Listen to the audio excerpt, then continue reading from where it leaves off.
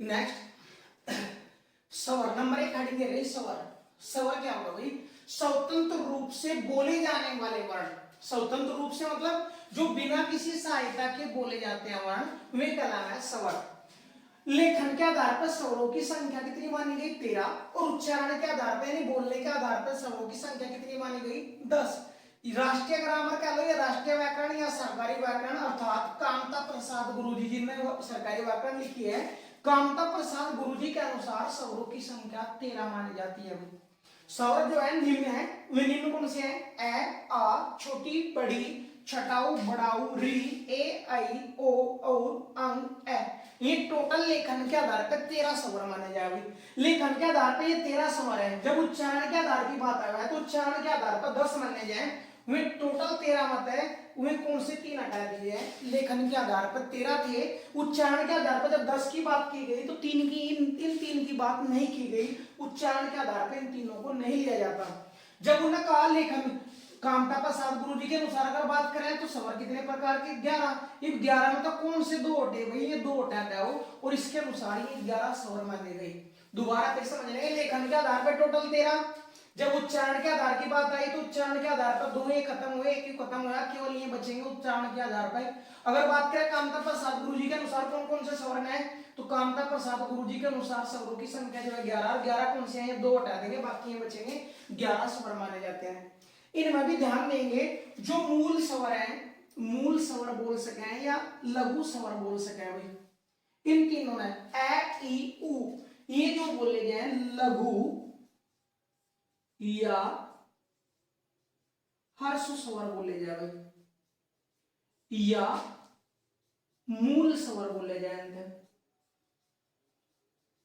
ये जो 3 स्वर है ये स्वर बोले जाए ए, ई, उ, ये लघु या हर्ष या मूल स्वर बोले जाए। लघु या हर्ष क्यों बोल रहे हैं हम लोग? कहें जिन स्वरों की केवल एक मात्रा गिनी जाती है, वे स्वर कौन कौन से हैं? ए, ई, उ। ये जो स्वर है इनकी एक मात्रा गिनी जाए लेखन के आधार पर, या दूसरी भाषा में बोल सके कि दीर्घ स्वर जो है बाकी जो स्वर है उन तक बोलने में कम समय न लगे, यानी कि एक मात्रा जोड़ी है, इसलिए हम लघु या हर्ष स्वर के अंतर्गत रखते हैं। बाकी जो बचे हैं वे सारे के सारे इन दोनों छोड़ दें, इन 2 का जिक्र ही नहीं होगा कहीं, क्योंकि ये दोनों के दोनों जो लिए गए, ये दोनों के दोनों ना तो ये स्वर रखे गए ना व्यंजन रखे गए, इनका नाम टेक दिया अयोग हुआ। अयोग हुआ क्यों कहा? लेखन के आधार पर तो ये दिखे कैसे हैं? स्वरों जैसे, हा जैसे, लेकिन उच्चारण के आधार पर काम करे व्यंजन जैसे, इसलिए इन्हें ना तो स्वर ना ही व्यंजन, इनका अलग ही नाम दे दिया गया अयोग हुआ। अयोग हुआ में भी इसका नाम दे दिया जाता है अनुस्वर,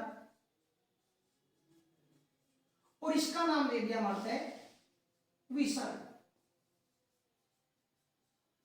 तो इनका तो जिक्र ही चलना सरकारी व्याकरण के अनुसार केवल इन 13 का जिक्र चलेगा। 13 में उच्चारण के आधार पर, जब बाहर 11 का उच्चारण के आधार पर बात करेंगे तो रीड ही खत्म हो जाएगा।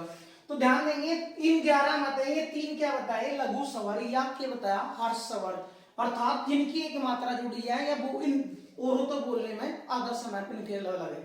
बाकी जो बचे आ, बड़ी ई, बड़ा ऊ, ये तीनों आ, बड़ी ई और बड़ा ऊ, इन तीनों को जो नाम दिया गया ये है मूल दीर्घ स्वर। मूल दीर्घ स्वर। लेकिन अगर बात करें दीर्घ स्वर तो दीर्घ स्वर के अंतर्गत ये तीनों तो आने ही आने हैं, ए, आई, ओ और ये भी दीर्घ स्वर के अंतर्गत ही आते हैं। ये सारे के सारे दीर्घ स्वर है। दीर्घ स्वरों में भी ये 3 के बताया, ये है मूल दीर्घ स्वर। मूल दीर्घ स्वर क्यों कहा? क्योंकि इनके डायरेक्ट जो उत्पत्ति हुई वह मूल स्वर तो हुई है। वे मूल कौन से थे? ए, ई, उ, उन्हीं का ही बड़ा रूप बोले जाए ये मूल दीर्घ स्वर कहते हैं। दीर्घ बोले तो बड़ा, किनका रूप? जो मूल थे स्वर उनके मूलतः बड़ा दीर्घ, बड़ा बोले तो जिनके बोलने में इनका 2 गुना समय लगा है, इसलिए इन्हें दीर्घ बोल रहे हम। तो मूल दीर्घ तो ये है। अगर खाली दीर्घ स्वर की बात करें तो दीर्घ स्वर में सारे के सारे दीर्घ स्वर के अंतर्गत ही आवे, क्योंकि इनकी सारों की दो मात्राएं गिनी जाए, या तो कह लो इनके उच्चारण में, इनके बोलने में मूल स्वर से 2 गुना समय लगता है, अर्थात इनकी दो मात्राएं जोड़ी जाती है, इसलिए इन्हें दीर्घ स्वर कहते हैं। दीर्घ में भी अगर मूल कुछ है तो मूल केवल ये 3 स्वर हैं जो मूल दीर्घ स्वर के अंतर्गत ही माने जाते हैं। मैं क्या बताया, नुकल लेखन के आधार पे ये स्वर और बोलने के आधार पे ये उच्चारण व्यंजन का काम करें, जिसके लिए ना तो स्वर ना ही व्यंजन, केवल नाम के दिया गया होगा अयोगवा। अयोगवा में भी इसका नाम दिया कि योयानु स्वर, और इसका नाम दे दिया विसर्ग। तो ये थे हमारे स्वर। नेक्स्ट हेडिंग करेंगे नंबर 2 व्यंजन। नेक्स्ट हेडिंग नंबर 2 व्यंजन। व्यंजन क्या होगा नुके, स्वरों की सहायता से बोले जाने वाले वर्ण व्यंजन कहलाते हैं। स्वरों की सहायता से, अर्थात किसी भी व्यंजन का उच्चारण होता है बिना स्वरों की सहायता के संभव ही नहीं है, असंभव है, तथा प्रत्येक व्यंजन के साथ एक स्वर ए छुपा रहता है। पहले तो इस बात नहीं समझ लेंगे भाई, नुकैत जो व्यंजन है वे स्वरों की सहायता से बोले जाए, और बिना किसी स्वर के व्यंजन का उच्चारण संभव नहीं है, और उस प्रत्येक व्यंजन में एक स्वर ए छुपा रहता है, या तो ए छुपा रह गया या फिर सामने दिखेगा। भाई कैसे, एक बार ध्यान दो, जैसे अगर एक कै लिख रहा, एक का लिख रहा, की कु, इस तरीके से अगर लिख रहे हैं तो इसका मतलब क्या है कि कै जो है वो व्यंजन है, लेकिन व्यंजन का जो उच्चारण है वो कै बिना किसी स्वर के संभव ही नहीं है, या तो उसमें स्वर दिखेगा, और अगर नहीं दिख रहा तो छुप रहा कौन सा होगा, ए। जैसे कै, कै में हमें दिखने वाला कौन सा स्वर है, लेकिन इसमें छिप रहा है। जब कै में हम हलंत लगाएंगे तो कै में एक हलंत लगते ही स्वर अलग हो जाएगा, और वो स्वर की है इसमें ए। तो कै जो लिख रहा है वो कै में हलंत प्लस ए लिख रहा है, इसका मतलब ही हुआ है हलंत लगते ही प्रत्येक व्यंजन का स्वर अलग निकल जाए। जैसे का का मतलब क्या है, साफ साफ समझ रहा, आ है इसमें, तो कै में हलंत प्लस आ, इसका मतलब ही हुआ है।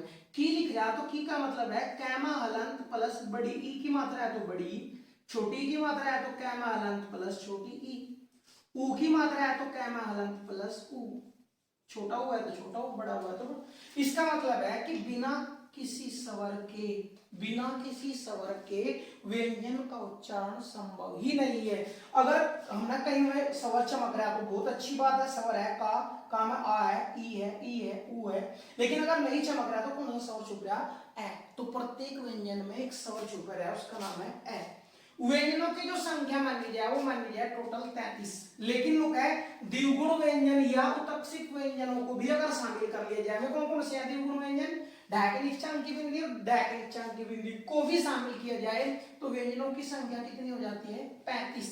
तो व्यंजन कौन कौन से हैं 35 में ध्यान देंगे भाई, 5 तो ये वर्ग है, कौन कौन से वर्ग, कै वर्ग, च वर्ग, टे ते और पै। इस चीज में भी डायरेक्ट ही याद कर लेंगे, कै छ टे ते पै, कै छ टे ते पै, कै छ टे ते पै। कै वर्ग में, प्रत्येक वर्ग में 5 वर्ग, प्रत्येक वर्ग में 5 ही वर्ण दिए गए भाई। कै वर्ग में क्या है, कै ख ग घ ड छ छ, छ वर्ग में छ छ ज झ ऐ, टे वर्ग में टे ठ ड ढ अण, और ड ढ ढ के नीचे अंकी बिंदी भी है, और ये बोल ले जाए द्विगुण व्यंजन, ना बोलना हम दोनों ने द्विगुण या उत्तक्षिक व्यंजन, जो हमने पहले ही लिख दिया था यहाँ। नेक्स्ट तै वर्ग में तै थ द ध न, पै वर्ग में पै फ ब भ न मैं। तो टोटल 5 वर्ग, और पांचों वर्ग में 5 तो टोटल कितने हो गए 35। दो ये द्विगुण व्यंजन, हाँ 5 5 25 सॉरी 25 में 2 ही ऐड हो गए, कितने हो गए 27, लेकिन टोटल जो व्यंजन है कितने माने जाए 33। 33 मानने कैसे जाए, कितने हो गए 27, 27 में 4 और 4 ये 8 जोड़ तो ही 4 4 8 जोड़ तो ही कितने हो गए भाई, तो 27 में 8 जोड़ तो ही कितने हो गए 35। तो टोटल जो व्यंजन बने हुए 35, 33 क्यों थे, अगर इन दोनों शामिल नहीं करोगे तो 33। अब यहाँ तक तो ये वर्ग थे, उसके बाद क्या बोला कि इन्हें बोला जाए अंत्यस्थ व्यंजन। अंत्यस्थ व्यंजन के अंतर्गत कौन कौन से आए, य र ल व, ये चारों के चारों व्यंजन ही अंत्यस्थ व्यंजन बोले जाए भाई। इनमें भी य और व जो बोले जाए, य और व क्या है अर्ध स्वर। अर्ध स्वर का मतलब ये स्वर के स्थान पे भी काम करें। कैसे काम करें देखिए ध्यान से एक बार, जैसे कहीं लिखा होगा महिलाएं, और महिलाएं ना हम ऐसे भी लिख सके हैं महिलाएं, एक ही डी का भी हम प्रयोग कर सकें। देखिए ध्यान का भाई, यू था स्वर, स्वर के स्थान पे हमने क्या का प्रयोग कर दिया यह, और तब भी इसकी स्पेलिंग अब भी और तब भी दोनों कंडीशन में सही है। अर्थात हम स्वरों के स्थान पे भी इनका प्रयोग कर सकें, अर्थात ये स्वर का भी और व्यंजन का भी बीच का दोनों का काम कर रहे, इसलिए इनका नाम दिया अर्ध स्वर। जैसे लिखा देखिए होगा कोआ, यू भी स्पेलिंग ठीक है और इसके स्थान पर लिखा देखिए होगा कोआ। तो देखिए ध्यान था भाई, यू ही बोलेगा कि यह और वह के हैं अर्ध स्वर। अर्ध स्वर क्यों बताए गए, क्योंकि ये स्वरों के स्थान पर भी काम कर रहा है, जो स्वरों के स्थान पर भी काम कर रहा है, अर्थात ये व्यंजन का भी काम कर रहे हैं और स्वरों का भी। इसके आधार पर हम बोल रहे हैं कि ये क्या है, अर्ध स्वर। र का जो नाम दिया गया, र का नाम है लंठित या प्रकंपित वर्ण। र को क्या बोलेगा, लंठित या प्रकंपित वर्ण। क्यों बोलेगा भाई, नुका र को बोलते समय जीभ जो है, रै को बोलते समय जीभ लुढ़क के कंठ न छू, तालु न छुए, लुढ़कने की वजह से, कंपन करने की वजह से इसका नाम दिया गया लंठित वर्ण। ल का नाम दिया पार्श्व वर्ण। पार्श्व क्यों दिया गया, नुका ल को बोलते समय, लट्टू को बोलते समय हवा जीभ के साइड होता है, अर्थात पार्श्व भाग से निकलती है, इसलिए इसका नाम दे दिया पार्श्व व्यंजन। ये के दिए भाई उष्म या संघर्षी व्यंजन। उष्म या संघर्षी मतलब जिनके बोलने में उष्मा उत्पन्न हुआ है, सर मुंह में गर्मी उत्पन्न हुआ है, जिसके कारण का बोला उष्म या संघर्षी। वे कौन कौन से है, चारों, तीनों तो स और एक है, छोटा स, बड़ा स, पेटपटा स और है, ये सारे के सारे के बोले जाए उष्म या संघर्षी। लेकिन इसमें भी है को क्या बोल दिया, काकल्य वर्ण। काकल्य वर्ण क्यों बोलेगा, जब हम उच्चारण के आधार पर व्यंजनों का वर्गीकरण करेंगे तो है जो है वो कंठता बोले जाने की वजह से ही काकल्य वर्ण के अंतर्गत रखे दिएगा। बाकी ये जो इसके साथ रहने वाले ग्रुप है, यू कहीं उड़ता है, इसका उच्चारण स्थान अलग है, इसका उच्चारण स्थान अलग है, इसका उच्चारण स्थान कंठ होने की वजह से ही काकल्य नाम दे दिया गया।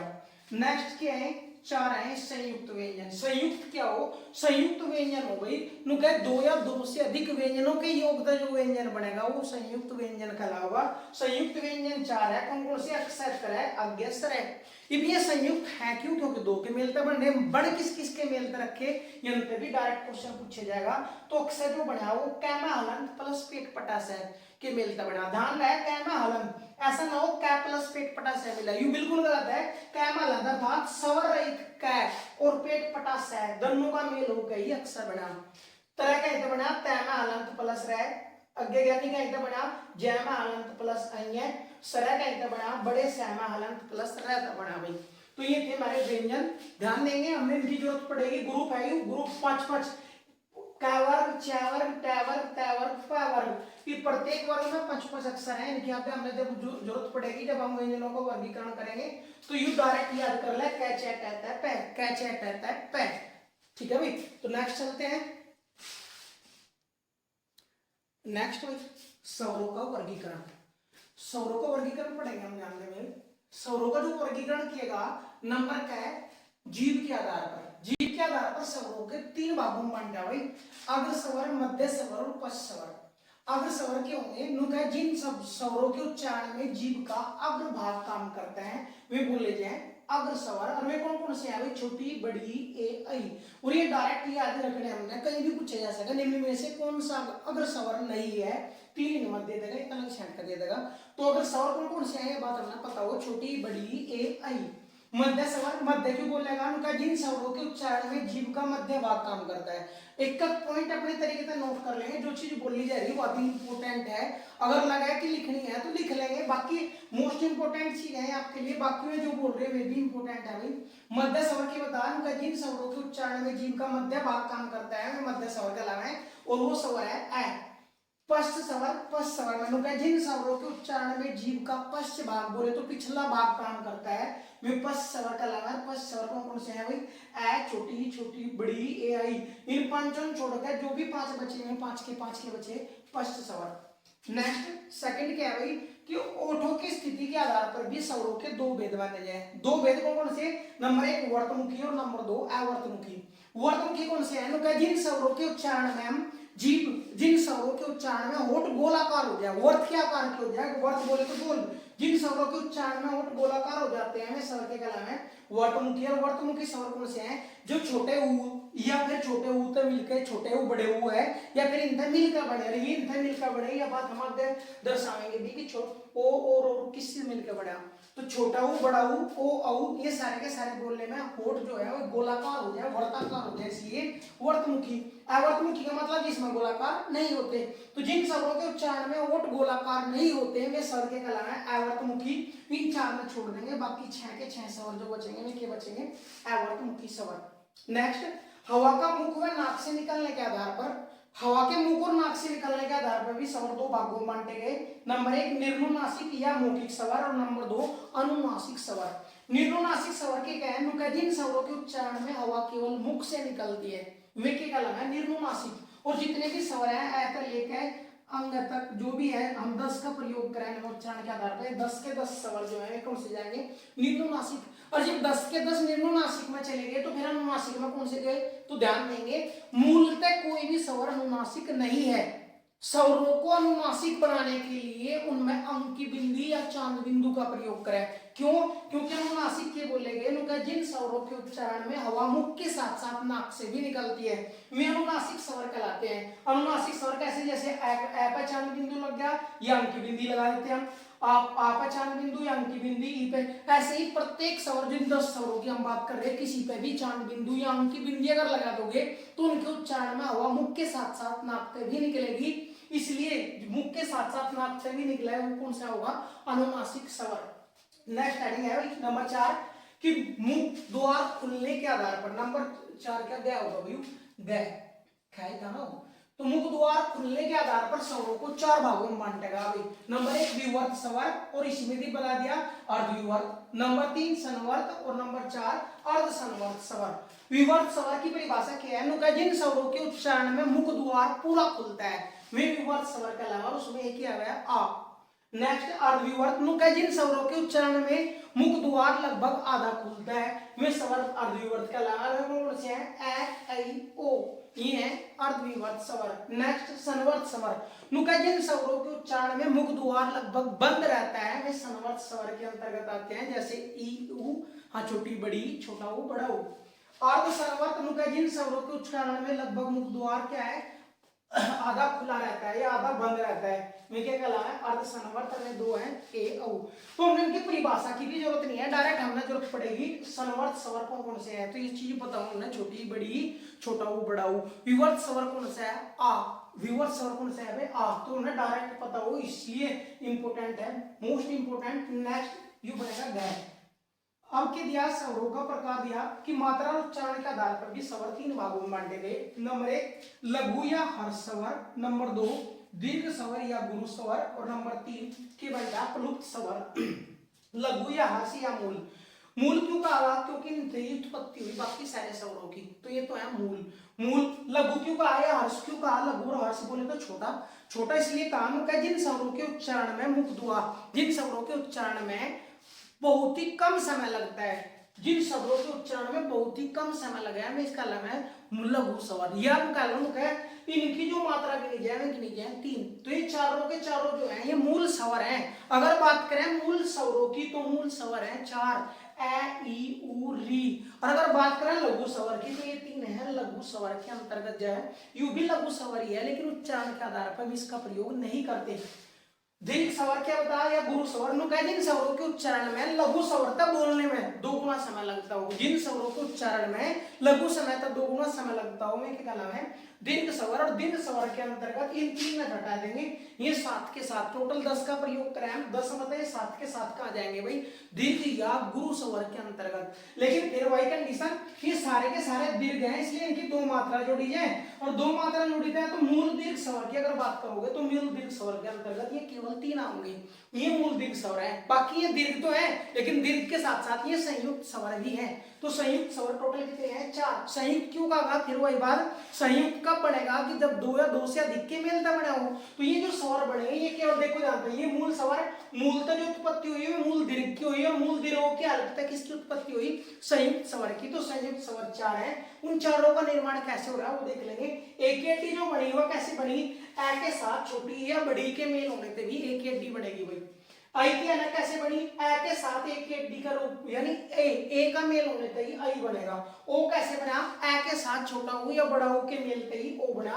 और कैसे बना, ए के साथ ओ का मिलते ही और बना, इसलिए संयुक्त स्वर भी बोले जाए। नेक्स्ट थर्ड प्लुत स्वर। नुका जिन स्वरों के उच्चारण में लघु स्वर तक 3 गुना समय लगे, और जब समय 3 गुना लगेगा इसलिए 3 मात्रा भी जुड़ जाएगी। जबकि कामता प्रसाद गुरु जी के अनुसार महई व्याकरण के अंतर्गत अधिकतम जो मात्रा है 2 लीजिए, और जब 3 मात्रा लेनी थी 2 लीजिए। इसका मतलब क्या है कि यह जो मान्यता थी समाप्त कर दी गई। आजकल ये स्वर जो है हमारे व्याकरण में उच्चारण नहीं है इनका, ये उच्चारण उपलुप्त स्वर 3 गुना समय। देखिए ध्यान कर, राम यू राम लिख रहा, यू लिख रहा, लेकिन बोलने के तरीके में फर्क होगा। यू बोलेगा राम और यू बोलेगा ओम, और ये जो बोलेंगे राम, यानी किसी स्वर के यानी किसी के उच्चारण को लंबा करने के लिए, समय ज्यादा बढ़ाने के लिए इनका प्रयोग किया जाए। जैसे यू बोलेगा ओम और यू बोलेगा ओम, तो ओम की ध्वनि को लंबा खींचने के लिए ही इनका प्रयोग किया जाता है। तो ये थे हमारे कौन से प्लुत स्वर। तो ये था भाई स्वरों का वर्गीकरण। नेक्स्ट पढ़ेंगे हम व्यंजनों का वर्गीकरण। नेक्स्ट है भाई व्यंजनों का वर्गीकरण। व्यंजनों का जो वर्गीकरण किएगा वो 2 आधार पर किएगा। नंबर 1 है गोस्तु के आधार पर। गोस्त का मतलब है स्वर तंत्रियों में कंपन, अर्थात किन व्यंजनों के उच्चारण में स्वर तंत्रियों में कंपन हुआ है या किसमें नहीं होता, उसके आधार पर भी व्यंजनों को 2 भागों में बांटा गया। नंबर 1 एघोष और नंबर 2 सघोष। एघोष के बोले गए जिन व्यंजनों के उच्चारण में एघोष, घोष का मतलब तंत्रियों में कंपन, घोष का मतलब स्वर तंत्रियों में कंपन होना, रहेगा मतलब नहीं होना। तो जिन स्वरों के उच्चारण में स्वर तंत्रियों में कंपन नहीं होता वे अघोष व्यंजन कहलाते हैं। और अघोष व्यंजन कौन कौन से थे भाई, थोड़ी देर पहले हम जिक्र कर गए थे वर्गों का, कै चे टे ते पे में 5 वर्ग। तो उन वर्गों में प्रत्येक वर्ग के पहले और दूसरा अक्षर के होगा अघोष व्यंजन, तथा तीनों सभी अघोष व्यंजन के अंतर्गत आएंगे भाई।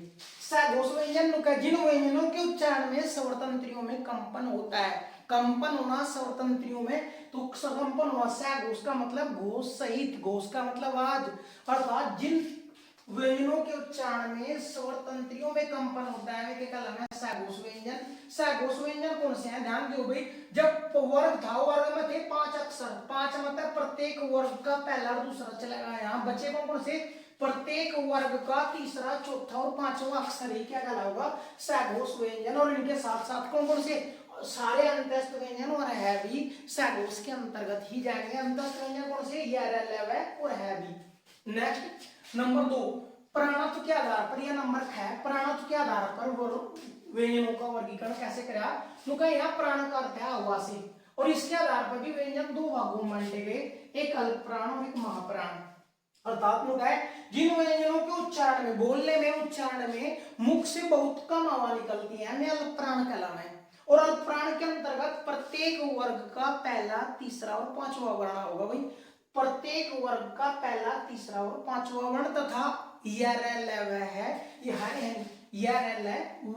अंतस्थ व्यंजन जितने भी हैं कहाँ जाएंगे, अल्प प्राण के अंतर्गत जाएंगे। महाप्राण, महाप्राण में उनका देखिए 1 3 5 तो यहाँ चलेगा, बचा के 2 4, प्रत्येक वर्ग का दूसरा और चौथा व्यंजन के कहला होगा महाप्राण, और प्लस छोटा सा, बड़ा सा, पिटपटा सा और है भी कहाँ जाएंगे भाई, महाप्राण के अंतर्गत ही जाएंगे। एक बार यह बात समझ लेंगे, पहला, दूसरा है, पांचवा है, थोड़ा सा ध्यान देंगे भाई। जैसे कै वर्ग था, कै, ख, ग, घ, ड। च वर्ग में च, छ, ज, झ, आइए इन 2 में समझ लेंगे ध्यान से। अघोष कौन से बताया, उनका प्रत्येक वर्ग का पहला और दूसरा वर्ण। तो प्रत्येक वर्ग, प्रत्येक यू भी वर्ग है, प्रत्येक वर्ग का पहला और दूसरा, ये क्या है भाई अघोष। और ऐसे ही टोटल जितने भी पंचों वर्ग है, पंचों के पंचों वर्ग में पहला, प्रत्येक वर्ग का पहला और दूसरा अक्षर ही अघोष के अंतर्गत जाएगा।